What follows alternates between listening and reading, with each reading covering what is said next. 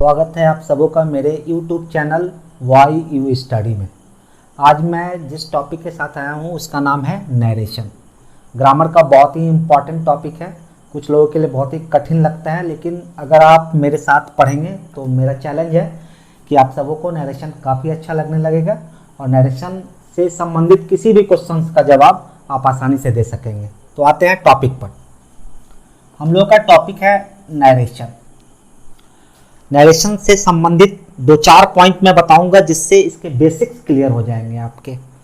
सबसे पहले इंट्रोडक्शन के बारे में बताऊंगा, टाइप्स के बारे में बताऊंगा, बेसिक कंसेप्ट क्लियर करूंगा आपका, इसका इंपॉर्टेंस क्या है ये बताऊंगा, इसके अंतर्गत कितने टर्म्स आते हैं वो बताऊंगा, what happens in narration, narration में होता क्या है यह बताऊंगा, और उसके बाद एक छोटा सा एग्जाम्पल दूंगा। ये एक बेसिक कंसेप्ट होगा, इस बेसिक कंसेप्ट के बाद आगे चीज़ों को क्लियर करूंगा। तो आइए आते हैं नरेशन के बारे में। तो नरेशन जो है एक नाउन है।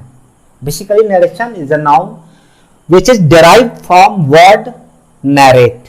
नरेशन एक नाउन है जो वर्ब नरेट से लिया गया है और जिसका अर्थ है टू से, यानी कहना या वर्णन करना, और नरेशन का अर्थ हो गया संवाद या कथन। Very clear. नेक्स्ट है टाइप्स क्या होता है। You can say that narration is a way to express our statement. दो तरह से अपने स्टेटमेंट्स को व्यक्त कर सकते हैं। एक तो सीधे डायरेक्ट उस वे में जैसे किसी ने कहा है, स्पीकर जैसे कहा है उसको उसी वे में कहेंगे तो उसे हम कहते हैं डायरेक्ट नरेशन या डायरेक्ट स्पीच। अगर किसी ने कुछ कहा है उसकी बातों को अपने लैंग्वेज में बोलें जिससे मीनिंग चेंज ना हो तो उसे हम कहते हैं इनडायरेक्ट नरेशन या इनडायरेक्ट स्पीच। ये आपका क्लियर हो जाना चाहिए। एक क्लियर कर ले आपके डायरेक्ट नरेशन या direct speech both are same. Chapter का नाम दो तरह से लिया जाता है, एक तो नरेशन पढ़ते हैं और दूसरा आप पढ़ेंगे डायरेक्ट स्पीच और इनडायरेक्ट स्पीच। ये क्लियर हो गया। नेक्स्ट है बेसिक कंसेप्ट। अब मैं दे रहा हूं आपको। हम सब बातचीत करते हैं, कन्वर्सेशन होता है और कन्वर्सेशन के दरमियान हमेशा एक स्पीकर होता है और एक लिसनर होता है। स्पीकर कुछ बोलता है, लिसनर कुछ सुनता है, और स्पीकर की बातों को कैसे व्यक्त किया जाए यही कंसेप्ट है। लिसनर कुछ भी सुना और लिसनर जो है किसी दूसरे को कैसे बोलेगा। लिसनर किसी दूसरे को स्पीकर्स के शब्दों में एज इट इज बोला तो उसको हम बोलेंगे डायरेक्ट नरेशन या डायरेक्ट स्पीच। लिसनर अगर स्पीकर की बातों को अपने शब्दों में व्यक्त किया उसे हम बोलेंगे इनडायरेक्ट नरेशन या इनडायरेक्ट स्पीच। हिंदी में से प्रत्यक्ष और अप्रत्यक्ष कहते हैं। यानी कि बेसिकली नरेशन में होता क्या है, नरेशन में कुछ भी नहीं होता है, सिर्फ ट्रांसफॉर्मेशन होता है, सेंटेंस का ट्रांसफॉर्मेशन, और सेंटेंस के ट्रांसफॉर्मेशन से ही नरेशन क्लियर हो जाता है। अब आइए हम पढ़ते हैं इंपॉर्टेंस। आखिर नरेशन का क्या इंपॉर्टेंस है।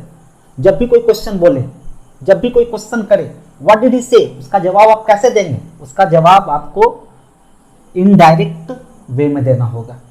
तो नरेशन का इंपॉर्टेंस है, यानी शुद्ध शुद्ध बोलने समय भी आपको नरेशन का इंपॉर्टेंस है। यानी ग्रामेटिकल पॉइंट ऑफ व्यू से तो नरेशन का इंपॉर्टेंस है ही, और एग्जामिनेशन में एकेडमिक एजुकेशन और कॉम्पिटिटिव एग्जामिनेशन दोनों के लिए नरेशन का इंपॉर्टेंस है।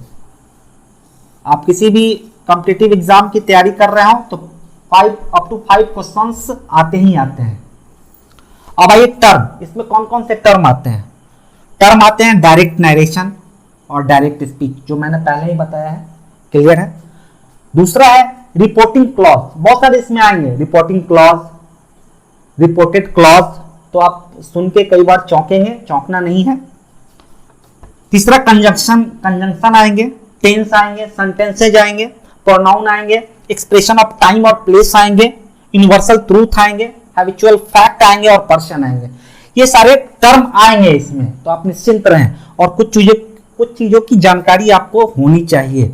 अगर जानकारी होगी तभी आप उसे बेटर ढंग से सीख पाएंगे, और मुझे उम्मीद है कि आपको इन सारी चीजों की जानकारी होगी। आखिर नरेशन में होता क्या है। नरेशन में डायरेक्ट स्पीच को इनडायरेक्ट स्पीच में हम चेंज करते हैं, या इनडायरेक्ट को इनडायरेक्ट में चेंज करते हैं। इसका एग्जाम्पल हम देते हैं। एग्जाम्पल कुछ नहीं है, reporting clause, comma, inverted comma के भीतर रिपोर्टेड क्लॉज होता है। यानी कि जो भी कथन होता है, जो भी स्टेटमेंट होता है, अगर इन्वर्टेड कॉमा के अंदर है, इन्वर्टेड कॉमा याद रखिएगा, सिंगल इन्वर्टेड कॉमा भी होता है और double inverted comma, both are same, इसमें कोई टेंशन की बात नहीं है।